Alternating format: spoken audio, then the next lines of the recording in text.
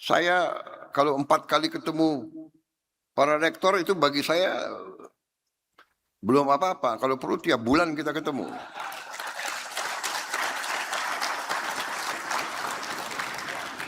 Benar.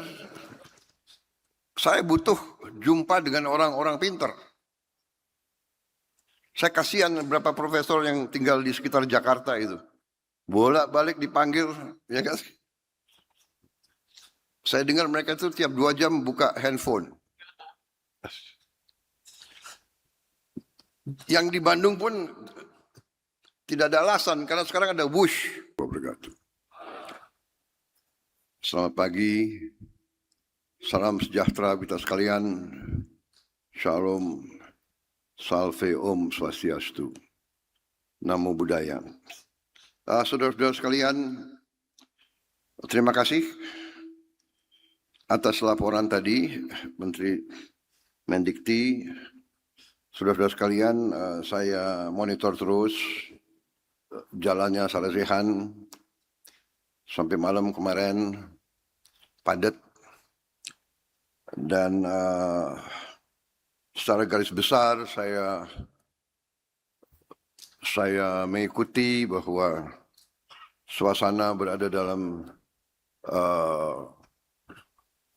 suasana positif, suasana tukar menukar keterangan, pandangan, dan memang inilah keyakinan saya, inilah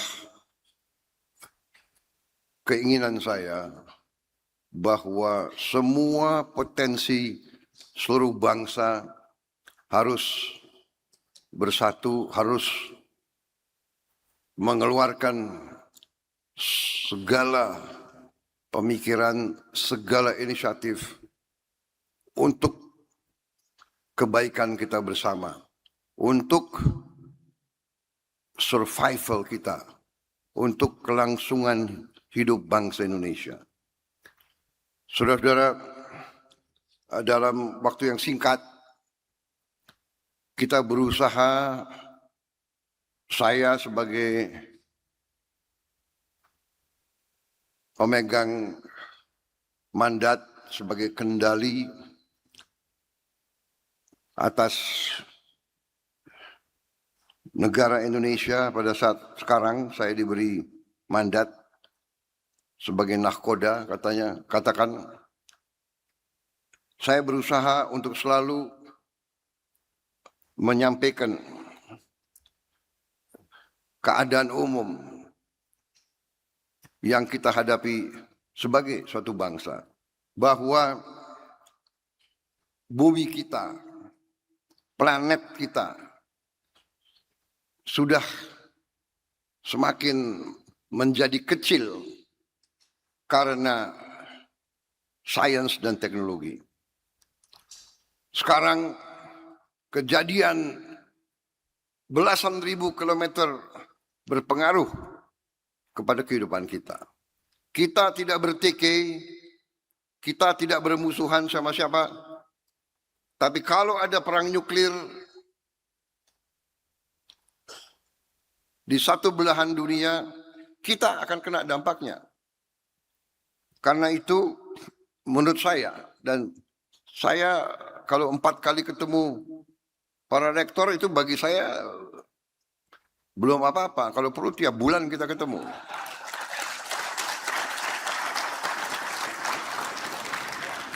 Benar. Saya butuh jumpa dengan orang-orang pintar. Saya kasihan beberapa profesor yang tinggal di sekitar Jakarta itu. Bolak-balik dipanggil, ya kan? Saya dengar mereka itu tiap 2 jam buka handphone. Yang di Bandung pun tidak ada alasan, karena sekarang ada Wush. Dipanggil ya 45 menit bisa di Jakarta kan gitu. Yang di Bandung pun saya perhatikan berapa pembantu saya waktu awal dilantik rambutnya masih bagus, Setelah 18 bulan semakin botak. Aku perhatikan Pak Brian, banyak itu, rambutnya sudah makin ke atas. Banyak profesor ini memang. Jadi saudara-saudara, inilah yang kita inginkan. Ya, kita berada di satu kapal besar yang namanya NKRI. Saya kemarin sampaikan kita berbeda pandangan, tidak ada masalah. Universitas adalah tempat di mana gagasan-gagasan adu gagasan, adu pandangan, adu filosofi, adu inovasi. Di situ disebut bahwa kampus punya academic freedom. Academic freedom, kebebasan akademis, bukan kebebasan yang lain-lain. Apalagi kampus menjadi tempat pemikiran atau tempat katakanlah pertentangan. Biarlah kampus aktif menggeluti sains dan teknologi untuk memberi manfaat kepada rakyat yang membiayai kampus-kampus itu, yang membiayai semua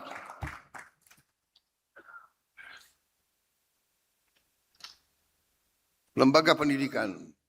Swasta berperan sangat penting, tapi swasta pun menikmati uang rakyat dari subsidi listrik, subsidi BBM, dengan segala upaya yang kita lakukan. Jadi saudara, ini adalah bernegara.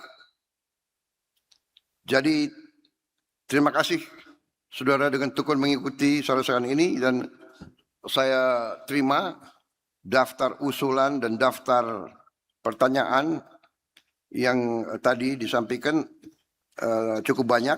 Saya janji satu-satu akan saya perhatikan.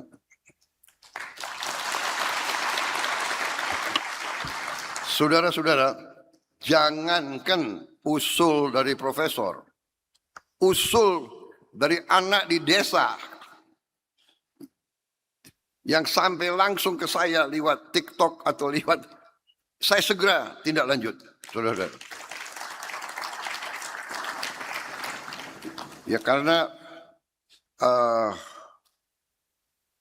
saya berkeyakinan bahwa kesulitan itu harus dihadapi. Kesulitan harus dihadapi. Dan kita harus berani menghadapi kesulitan. Berani mengakui kesulitan. Dan kerja keras mencari solusi terhadap kesulitan. Ini saya dapat dari banyak masukan. Organisasi, masyarakat, negara yang sukses adalah masyarakat dan negara, organisasi yang berani mengetahui, mencari kesulitan dan kekurangan dan mengatasinya. Jadi saya terima kasih. Teknologi bisa berbuat itu. Kesulitan di satu desa, di Nias, langsung. Dan itu kita selesaikan dalam waktu cepat. Tapi kita tahu juga teknologi juga belum tentu selalu positif bagi manusia. Sekarang kita lihat nuklir di satu pihak luar biasa bisa membantu manusia. Energi yang sangat murah, energi yang relatif bersih, nuklir untuk medis, nuklir untuk pertanian, ya. Tapi nuklir bisa menghabiskan peradaban manusia langsung Saudara-saudara. Sekarang AI, Artificial Intelligence. Hampir semua negara sekarang mengejar AI. Tidak mau ketinggalan.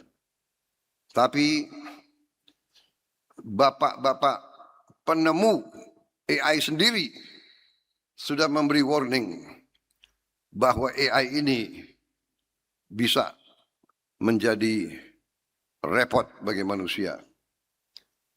Sekarang sudah ada apa namanya tuh agent AI. Sudah ada agent AI. Konon kabarnya agent AI ini AI yang bekerja, berkarya untuk satu orang atau satu kelompok atau satu korporasi, satu organisasi, satu negara atau satu. Dan konon kabarnya sekarang sudah ada 5 juta AI. Agent AI. 5 juta. Mungkin 5 juta itu 3 minggu lalu. Dan mereka katanya sudah punya apa itu namanya chat room sendiri. 5 juta ini berbicara sendiri dalam bahasa kode mereka sendiri. Jadi manusia yang menciptakan sesuatu yang lebih hebat. Sekarang juara catur saja kalah sama mesin. Juara catur. Mesin sekarang bisa membuat karya-karya luar biasa. Jadi saudara-saudara, inilah nanti para guru besar, para profesor yang harus mendalami itu. Jadi saudara-saudara, saya sangat terima kasih. Sepintas saya baca tadi, saya dengar banyak usul yang sangat baik, sangat masuk akal dan akan segera kita tindak lanjuti. Jadi sebagai contoh usul alokasi beasiswa doktor bagi dosen baik di perguruan tinggi maupun swasta dan sebagainya ini usul yang sangat baik. Ini akan kita tindak lanjuti, ya kan?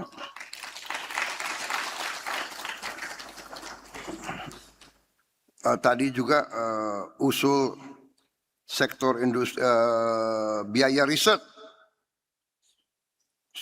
diusulkan agar tiap BUMN mengalokasikan sebagian laba mereka untuk riset dan ya untuk riset ya inovasi. Ini bagus usul. Masalahnya BUMN ini ada labanya enggak? Sekarang mulai ada. Terima kasih. Danantara mana itu? Ya.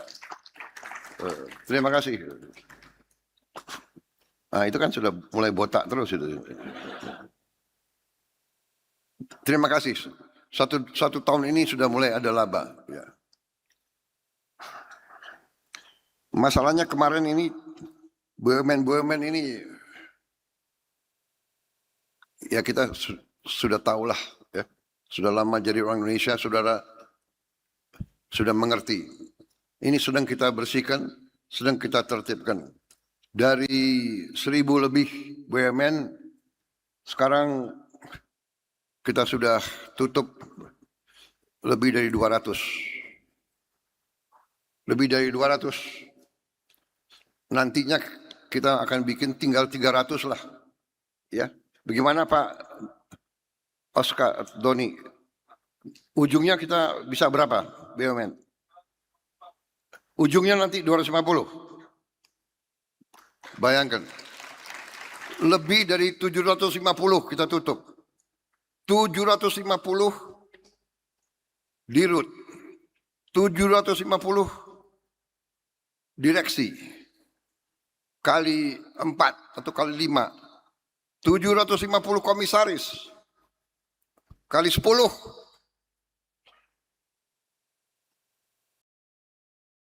Overheadnya kayak apa? Gajinya kayak apa? Saudara-saudara, ini uang rakyat semua. Perusahaan tidak untung, hanya bayar overhead. Saudara-saudara sekalian, kita mau sekarang rasional, efisien. Dan ini kita buktikan. Dan ini kita lakukan, saya minta dalam tahun ini harus selesai. Ya. Jadi dalam 2 tahun kita akan bikin BUMN-BUMN lebih efisien, lebih transparan, lebih bekerja untuk rakyat. Saudara-saudara, jadi banyak sekali usul yang saya lihat sangat positif, ya. Tadi dari Bengkulu juga strategi bagaimana dari pengolahan bahan baku menuju penciptaan produk akhir. Saya kira ini yang kita cita-citakan. Tapi harus melalui proses itu dulu. Untuk proses pertama saja, proses kita ingin pengolahan di Indonesia itu membutuhkan suatu usaha yang sangat besar. Tapi insya Allah kita akan menuju ke situ. Ya. Kemudian usul-usul lain tentang kerjasama dengan institusi luar negeri, melibatkan kampus-kampus universitas di semua bidang dan di semua daerah. Saya kira ini benar, nanti kita akan ke arah situ semua. Kemudian ini banyak sekali, nanti kita akan selesaikan semua. Saya kira itu ya sementara, dan ini ada catatan bahwa mohon perhatian Bapak, wartawan masih ada di 5 menit pertama Bapak Presiden. Dengan hormat saya mengundang para wartawan untuk minum kopi di luar. Sudah. Terima kasih ya. Karena ini adalah